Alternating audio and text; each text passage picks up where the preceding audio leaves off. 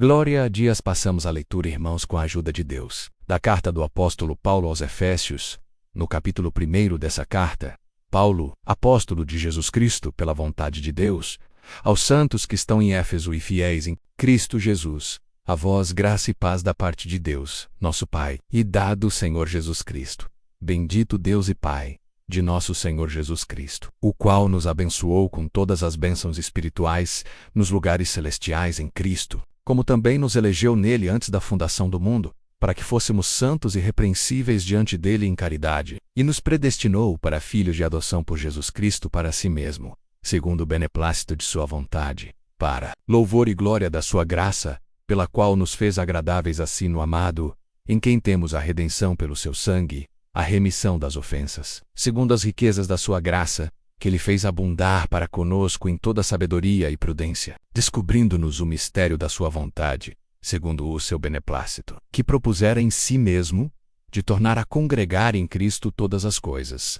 na dispensação da plenitude dos tempos, tanto as que estão nos céus como as que estão na terra. Nele, digo, em quem também fomos feitos herança, havendo sido predestinados conforme o propósito daquele que faz todas as coisas segundo o conselho da sua vontade, com o fim de sermos para louvor da sua glória, nós, os que primeiro esperamos em Cristo, em quem também vós estáis, depois que ouvistes a palavra da verdade, o evangelho da vossa salvação, e tendo nele também crido, fostes selados com o Espírito Santo da promessa, o qual é o penhor da nossa herança, para a redenção da possessão de Deus, para o louvor da sua glória, pelo que, ouvindo eu também a fé que entre vós há no Senhor Jesus e a vossa caridade para com todos os santos, não cesso de dar graças a Deus por vós, lembrando-me de vós nas minhas orações, para que o Deus de nosso Senhor Jesus Cristo, o Pai da glória, vos dê em seu conhecimento o espírito de sabedoria e de revelação, tendo iluminados os olhos do vosso entendimento, para que saibais qual seja a esperança da sua vocação,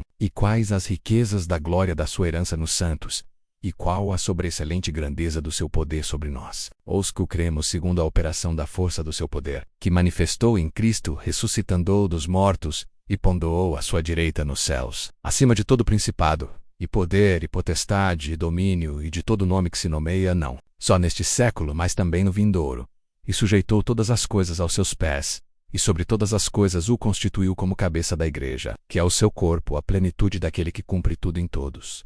Amém. Nós vemos, irmãos, aqui, nesse capítulo, as bênçãos que estão escondidas em Cristo da parte de Deus. Ele é o autor da redenção, da salvação e também o cabeça da igreja. Ele deve ser o cabeça nosso, aquele que nos dirige, que nos inspira, que nos instrui, e tanto quanto ele pode nos governar como cabeça, tanto quanto seremos felizes. Se nós andarmos com o governo dele, nós vamos andar em espírito, e não vamos cumprir a concupiscência da carne, porque vivemos num combate contínuo, e o combate nosso é este: a nossa carne e o nosso espírito. São duas naturezas distintas que pendem para fins distintos. O nosso espírito, ele tende para Deus, a nossa carne tende para o mundo. Esses são os dois extremos de nossa natureza. Se o nosso espírito estiver fortificado com Cristo, governando a nossa natureza, nós venceremos a concupiscência da carne. Sem ele, seremos arrastados pela carne e seremos feitos prisioneiros de nossas paixões.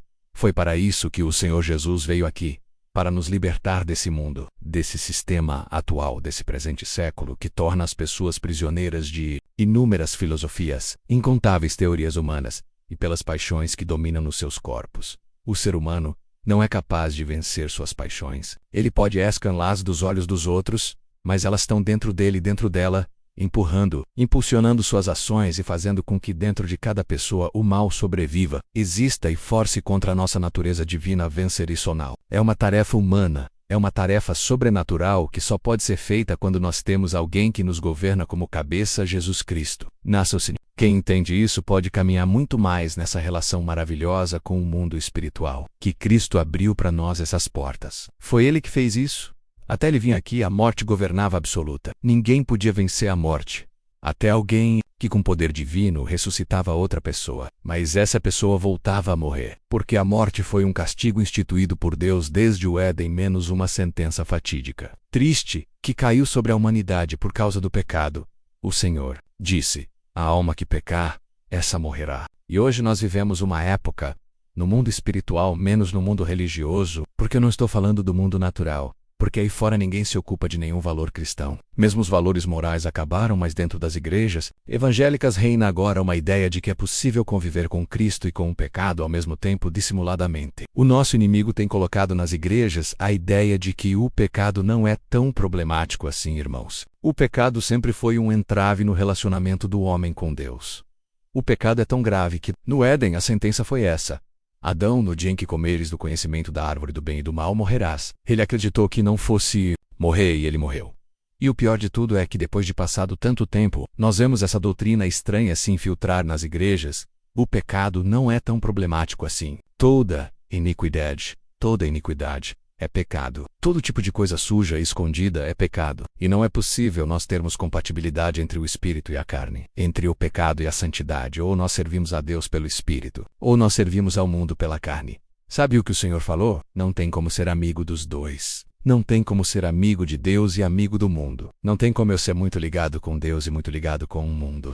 Escolho quem eu quero por amigo, ou a Deus, ou ao mundo. Nós estamos no mundo, mas não estamos presos aos valores do mundo. Nós estamos aqui, mas nosso coração não está mais aqui. Nós estamos aqui, mas nós não somos mais daqui. Agora temos uma nova compreensão da nossa vida. Deus abriu uma perspectiva nova e nós entendemos agora que nós temos essas duas naturezas dentro de nós. Se nós não cuidarmos da natureza espiritual, ela vai ser governada pela natureza carnal, e nosso espírito será então feito como prisioneiro desse mundo. O apóstolo, irmãos, ele é a vossa paz, da parte de Deus, Pai do Senhor Jesus.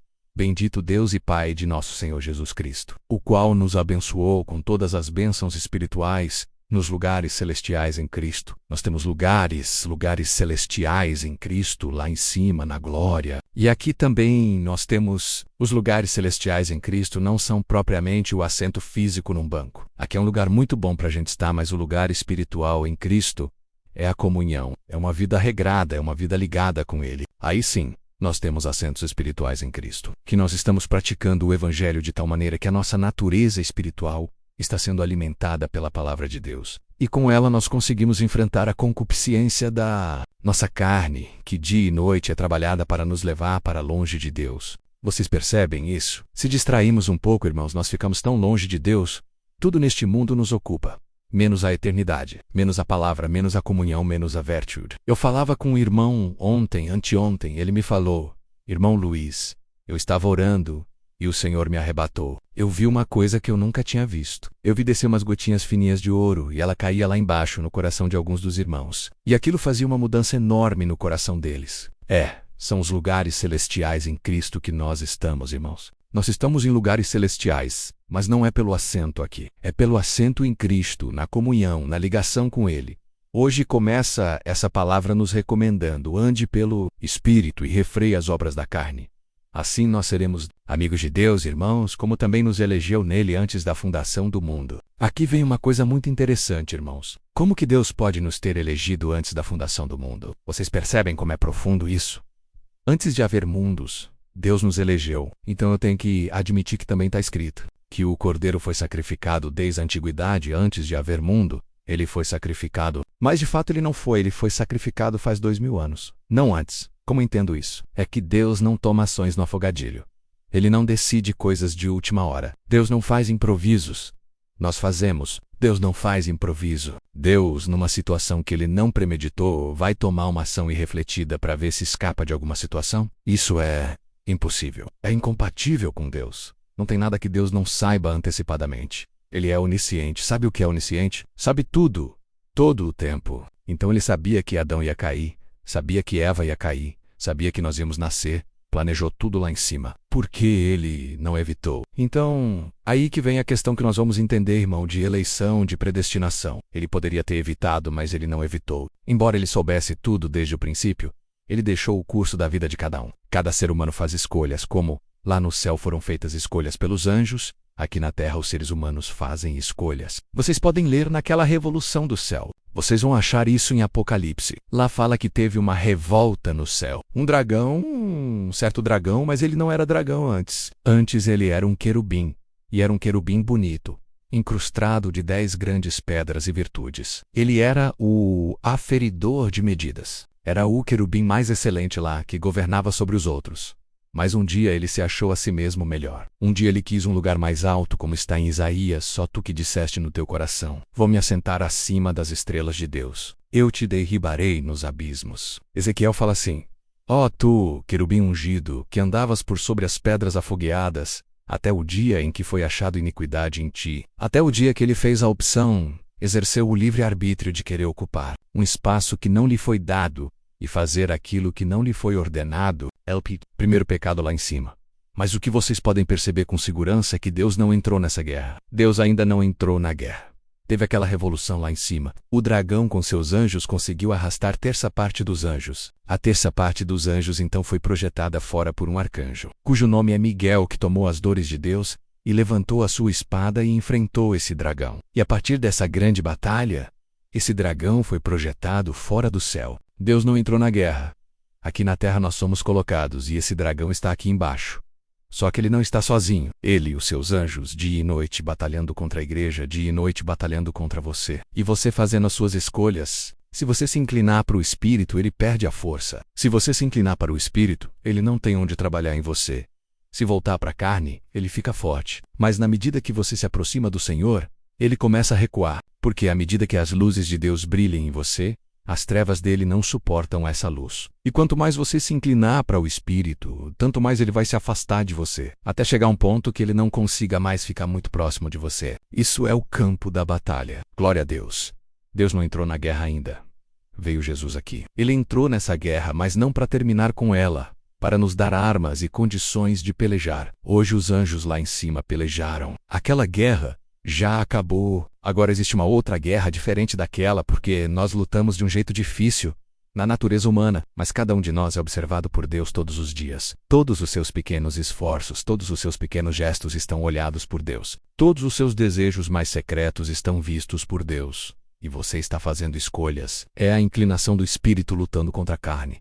Já já ele vai perder a guerra final. Aí sim Deus vai entrar na guerra. No dia que Deus entrar na guerra, vocês vão ver que vai ser o dia mais glorioso da história. Porque esse dia, quando acontecer e não está longe, Deus entra na guerra para terminar do vez, porque ele não tem oponente. Ninguém tem autoridade sobre Deus para ninguém. Não tem nenhum espírito que possa sequer olhar no rosto dele. Ele falando, ninguém mais pode falar. Ele dando ordem, ninguém mais pode recusar. Até agora nós recebemos as ordens e podemos recusar. Sabe por quê? Porque o tempo de fazer escolhas está aqui. Mas quando Deus determinar, ninguém mais pode recuar. Ele chama o homem, ele chama a mulher. Eu não quero. Alguém fala, é impossível o homem resistir a Deus. Bom, nos seus decretos sim, mas nos seus chamados ele pode... Não porque tenha faltado poder em Deus, é porque Deus deu liberdade ao ser humano de fazer escolhas. Venha para perto de mim. Mas não vou. Venha para perto de mim. Não vou. Bom, ele está te chamando. Mas tem um dia que vai chegar aqui, ele vai falar com todo ser humano, vem aqui. E virão gemendo, tremendo, outros cantando, e vai ser o dia de acerto de contas. Aquele dia o nosso inimigo virá. Todos os demônios virão de cabeça baixa, tremendo, com pavor. Aquele dia se verá a autoridade absoluta de Deus. Vai ser o dia que Deus vai entrar na guerra. Ele vai entrar na guerra e a guerra acaba. Ele entra na guerra, acaba a guerra porque ele não tem oponente. Ele não tem opositor. Por enquanto nós somos os instrumentos do campo da batalha. E ele quer passar a sua autoridade para cada um de nós. Ele quer. A alma que pecar, essa morrerá. Guarda teus pés para não andar em lugares escorregadios. E quando você tropeçar, quer dizer que a alma morreu, não tem mais jeito. Não. Isso. Todo pecado que o homem cometer, se for capaz de se arrepender, e tiver no coração capacidade de arrependimento sincero e se humilhar diante do Senhor, ele pode perdoar quando ele quer. Depende dele, depende da pessoa que peca. Agora, irmãos, ninguém convive com pecado como se fosse uma coisa inocente. Pecado é como veneno. Ninguém brinca com veneno. Há pouco tempo morreu um encantador de serpente, hein, famoso.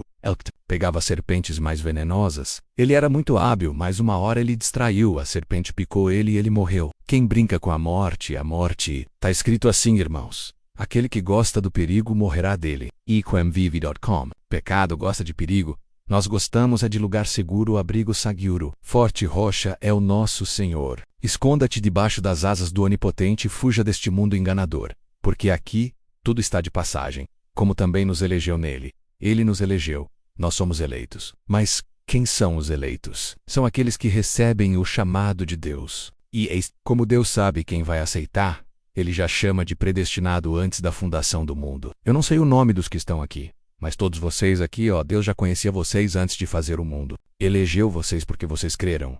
Mesmo os que estão remoto aí, vocês creram? Vocês são eleitos porque aceitaram o chamado, são eleitos. Aos que dantes conheceu, a estes predestinou. A esses que predestinou, a estes justificou. Eu es que o justifico. A estes glorificou. É o último estágio desse nosso caminhar. E a glorificação é quando nós estivermos nas moradas eternas. Aqui todo mundo pode deixar o Senhor ou ficar com Ele. Cada um que escolhe. Quando o Senhor fazia uma prática, Ele falava que quem não comia da carne dele, eu acho que era isso, quem não bebesse do seu sangue, não tinha parte nele. Eles se escandalizaram e foram embora. Seus discípulos falaram: Senhor, olha, é melhor maneirar o discurso que você está perdendo a clientela.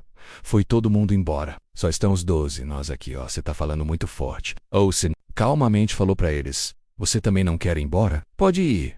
Falou? Não. Ele caiu em si. Eu vou usar uma liberdade, mas não de uma forma estúpida. Eu vou ficar do teu lado. Deus não força ninguém, mas Ele tem muito prazer que o ser humano aceite o seu chamado. Todos que aceitam são predestinados. E todos que são eleitos foram predestinados. Foi eleito, continua na fé, está predestinado. Se você tombar aqui no campo da batalha, crendo em Jesus, a sua salvação está consumada na cruz de Jesus. É nele que nós nos salvamos. Nós somos adotados como filhos. Nós não somos filhos pela nossa natureza. Pela nossa natureza, nós somos filhos da ira, mas pela adoção nós somos filhos do amor. Nós não tínhamos em nós nada que pudesse encantar o Senhor Deus. Mas Ele tem tanta coisa que pode encher nosso coração de júbilo, e Ele nos tomou então no sangue de Jesus como filhos. Cada um de nós fomos adotados segundo a sua vontade, para o louvor e glória da sua graça pela qual nos fez agradáveis assim no amado. Bonita essa palavra, né, irmãos? Nos fez agradáveis a Ele. Então quer dizer que Ele se agrada da irmã, Ele se agrada do irmão, e com pequenas coisas Ele se agrada. Porque o que é grande para Deus? O que alguém pode oferecer para Deus que seja muito grande? Que alguém pode dar de presente para um arquibilionário, trilionário? Quem vive de salário? Que presente que ele pode dar para um trilionário? Nada que ele dar interessa do ponto de vista financeiro. Agora, e para Deus o que nós poderíamos dar para Ele? Nada a não ser nossas misérias. Mas do lugar dele tem muita coisa para dar para você, porque ele se agrada de você, se agrada de nós. Isso é maravilhoso, porque como ele tem tudo, à medida que nós vamos gostando dele, aproximando dele, ele vai transferindo seus tesouros para nós. E de pouco a pouco nós vamos sendo perfume de vida diante dos olhos do Senhor. Aonde você vai, onde voca fó, à medida que a carne não te empurra, não te governa e o Espírito te governa, você se torna cheiro de vida, instrumento de paz, né?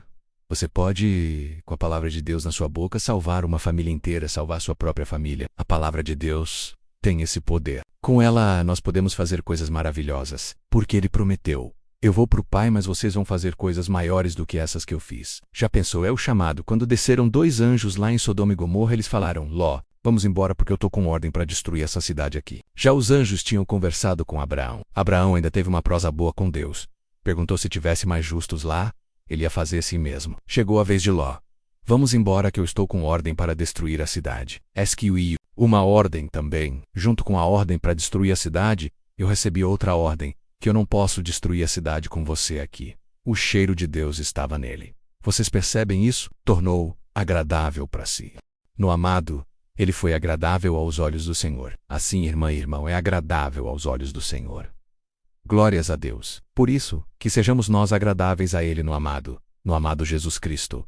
O anjo não podia destruir a cidade sem Tyre Ló. A ordem era: destrua, eu não quero ninguém vivo, mas não deixe Ló perecer com esse povo aí. Isso vai acontecer com esse mundo. Deus vai acabar aqui, irmãos, de um jeito horrível. Vai finalizar de um jeito horrível. Mas este povo vai ser separado. Ninguém aqui vai experimentar a ira do Cordeiro, não. Ela virá, mas antes da ira vir, está escrito: enviará seus anjos aos 4 cantos da terra e levará seus escolhidos. Antes da ira, vem o amor pleno de Jesus te pegar pelas mãos. E por esses dias, o amor de Jesus te pegará também. Na alegria da sua simplicidade, no caminho simples do seu viver, nas suas orações cotidianas, o Senhor te encherá de alegria.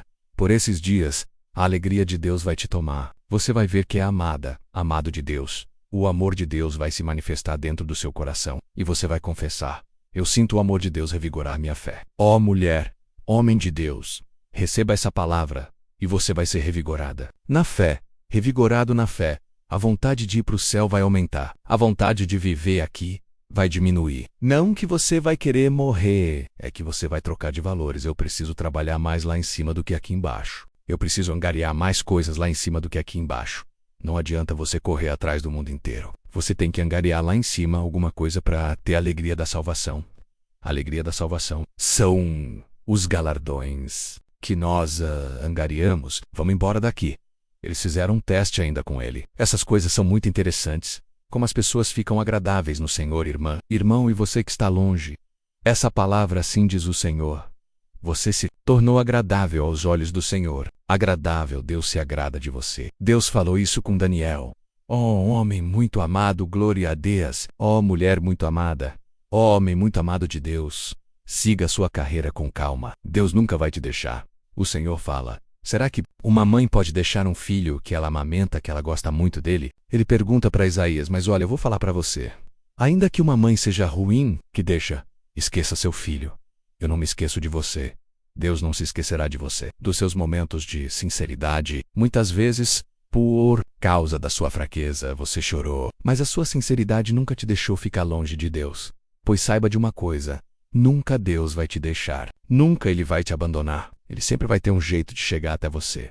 Ele tem caminhos que você nunca percebeu que são caminhos dele. Até na tormenta, Ele faz os seus caminhos. Até nos momentos mais difíceis da nossa vida, Ele está ali calmamente do nosso lado, nos momentos alegres, nos momentos tristes. Deus é o seu melhor amigo. É sua maior força, sua maior inspiração. E você precisa de uma inspiração por esses dias no seu trabalho? Cristo te encherá de inspiração e seu trabalho vai dar certo. Porque Cristo vai te ajudar, onde você estiver.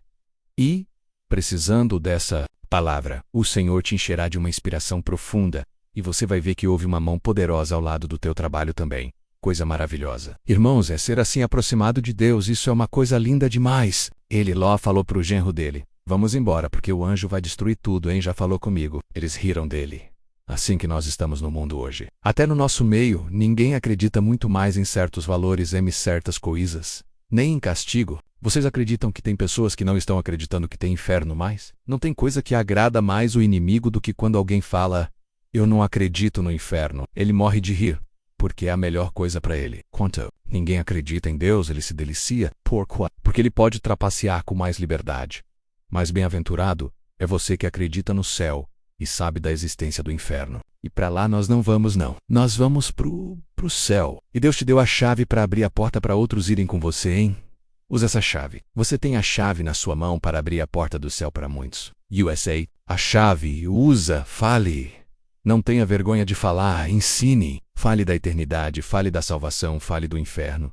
Pode falar do inferno. Fala que tem inferno, que tem grito, tem gemido, tem medo, tem pavor. De vez em quando, é preciso que as pessoas saibam que existe inferno. De vez em quando nós temos que falar para as pessoas, cuidado com o inferno lá embaixo, hein? Lá o bicho não morre e o fogo não apaga. Mas para você não precisa o Senhor te mostrar inferno não. Para você o Senhor te mostra a beleza do céu, os lugares mais celestiais em Cristo. Você está sentado nos lugares celestiais em Cristo, na comunhão, na fé, na certeza de que Deus está do seu lado. Cai 1000 do seu lado e 10.000 à sua direita, e você não será atingido. Isso já tem se cumprido na nossa vida. Quantas focas estranhas que já vieram contra nós e deram em nada, foram vencidas. E você não viu, seus olhos não viram, mas caíram. Se você está de pé, é porque você venceu até hoje. Se não, você não estaria de pé. Glória! Muitos começaram a jornada espiritual e estão no mundo. A carne venceu. A concupiscência da carne arrastou eles para longe porque perderam a cabeça, que é Cristo. Mas enquanto nós tivermos Cristo como cabeça, nenhuma potestade vai nos tirar daqui. Nenhum principado, nenhuma força poderá te tirar das mãos do teu Deus. Glória a Jesus. Em quem temos a redenção pelo seu sangue para a remissão das ofensas, segundo as riquezas da sua graça. É isso, irmãos. No sangue, na remissão, é disso que nós somos libertos. Do mundo da ira. Aquele dia Ló viu a ira de Deus cair em 2 cidades. Já pensou, choveu fogo, choveu enxofre, foi terrível. E os genros dele não acreditaram. Mas irmãos, até a esposa voltou para trás, não é? Voltou os olhos para trás. Não olha para trás. Vai. E não olha para trás. Ela olhou para trás e virou uma estátua de sal. Assim o Senhor fala. Aquele que mete a mão no arado e olha para trás, não é apto ao reino. Você começou a andar nessa graça, não comece a ter saudade da sua vida atrás não. Não olha para trás não, olha para frente. Deus vai adiante, para você ficar cada vez mais agradável aos olhos do Senhor assim. Queridos, Ele fez abundar para nós as riquezas da sua graça. Vocês já experimentaram a riqueza da graça? A riqueza da graça, irmãos, ela é multiforme. Em cada um se expressa. De um jeito no caráter, na evidência dos dons. Há dons que se manifestam, que enchem uma casa de alegria, libertam uma família. Há dons de cura que tiram uma pessoa da morte, da linha de morte. Vocês já viram esse dom? Eu já vi. Às vezes uma unção está cumprindo essa função. Tem pessoas que estão precisando de uma resposta. Não tem jeito. Não tem mais tempo. De repente, Cristo pega alguém com um dom e abre para ele uma perspectiva. E ele precisava de um jeito, mas não conseguia a liberação. Não conseguia. Todas as vezes que ele protocolava um pedido, era negado. Numa busca de dom lá nos Estados Unidos, o irmão recebeu a virtude. Deus começou a falar em línguas. Ele falou: "Mas, Senhor, sinto uma virtude tão grande. Eu queria pelo menos que alguém interpretasse o que eu falo." Que alegria! Do lado dele tinha um irmão, era esse empresário, que protocolava direto um pedido para legalizar sua empresa e não conseguia. De repente, o ouvido dele se abriu. Ele entendeu o que o irmão falava. O Senhor falou para ele: "Protocola um pedido com tais e tais termos." No outro dia, ele protocolou. Foi para a secretária dele: "Protocola esse pedido aqui e entrega lá nessa seção do governo." 11h15 veio a resposta: "Petição aprovada ostentando." Na interpretação da língua, o Senhor passou para ele o segredo, a riqueza da graça. A riqueza? Aqui tem riquezas, riquezas, coisas maravilhosas que não tem curso, não se pagam. Você não paga aqui nem para ser ungido, para ouvir a palavra, você não paga para nada aqui. Aqui todos nós temos o mesmo salário. Se ficar fiel até a morte, na fé teremos a vida eterna. Riquezas da graça. Nós temos visto tanto, não dá para entrar aqui em detalhe porque a hora já acabou. Quantas riquezas existem na graça do Filho de Deus. Quantas riquezas, irmãos. Quanta coisa maravilhosa, quanta coisa refinadíssima. Mas é com simplicidade. Se você ficar agradável, amado, você vai começar a perceber as riquezas que estão na graça do Senhor. Quando minha filha era pequenininha, menos eu contei aqui na igreja, menos ela saía atrás de mim. Um dia, eu fui no banheiro, ela entrou. Eu fechei a porta, ela foi, ela entrou, não vi ela entrar. E ela colocou o dedinho perto de onde fica a dobradiça. Eu fechei a porta, esmaguei o dedinho dela. Ela deu um grito tão grande, tão forte. Eu peguei ela no colo, e ela gritando cheia de sangue. Com ela no braço, apertei ela no meu peito e ela gritava. E o quarter order, mas não tinha força de tanto que eu fiquei aflito. Mas, num dado momento eu consegui ajoelhar na sala. Peguei ela, abracei no meu braço, ela já é casada, mas era menininha naquele tempo, menos comecei a orar. Orar: "Senhor, tem misericórdia. Eu elegi minha filha. Olha o que eu fiz. Senhor, tenha misericórdia." Num dado momento, ela parou de chorar. Eu levantei com ela no meu braço. Falei: "Deixa o papai ver seu dedinho." Olhei. Deus está aqui me ouvindo, irmãos. Aqui nós não fazemos teatro, não tinha nenhuma gota de sangue. Nenhum machucado. O sangue ficou na porta. Riquezas da graça. Riquezas da graça. Vocês acreditam nas riquezas da graça? Tem muita gente que não acredita mais não. Mas a graça é multiforme. Seivoca Quaiser, você vai conhecer cada vez mais as riquezas da graça do Filho de Deus. É isso que propõe. Tem muita coisa para pregar, mas não dá, porque o tempo acabou. Mas ele vai tornar a congregar, olha, tornar a congregar em Cristo todas as coisas. Porque como aquela harmonia do céu foi quebrada, e depois foi restaurada a menos porque o opositor foi julgado e lançado fora a menos, quando essa igreja subir vai ser a maior festa no céu. Vai congregar em ele todas as coisas. Encerra para sempre o episódio da guerra. Quem está na guerra, a coisa que ele mais almeja no mundo é ver a guerra acabar. A coisa que ele mais almeja. E meu pai pegou o navio para a guerra, mas ele recebeu a mensagem que a guerra tinha acabado e ele voltou. Foi uma alegria para ele. Ele era solteiro. Quem está na guerra recebe a notícia: a guerra acabou. Eles pulam, cantam, até choram. A guerra acabou, acabou o nosso sofrimento. É precisamente isso que está para acontecer. A guerra vai acabar e Deus vai recongregar com ele todas as coisas. E você vai conhecer a felicidade verdadeira. A verdadeira felicidade. O que é realmente andar com Deus lá em cima na glória. Vale a pena atravessar as dificuldades, as perdas. Se nós não tivéssemos nenhum tipo de problema, isso aqui podia ser uma antessala do paraíso. Mas, se isso aqui for antessala de algum lugar, acho que é a antessala do inferno. Porque aqui só tem problema. É morte, tudo termina na morte. Ninguém sai vivo daqui. Que eu sei, só saiu vivo daqui Enoque e Elias. De todos os bilhões de seres humanos, ninguém sai vivo daqui. é a morte, mas com Cristo nós vamos sair vivos. Vamos sair vivos, escapar vivos. Quando tomba o corpo e todo mundo começa a chorar, você começa a sorrir, eles choram. Daqui a pouco nós nos encontramos. Eu começo o meu sorriso e não choro mais. Esse é o final da jornada aqui embaixo para quem anda com Cristo.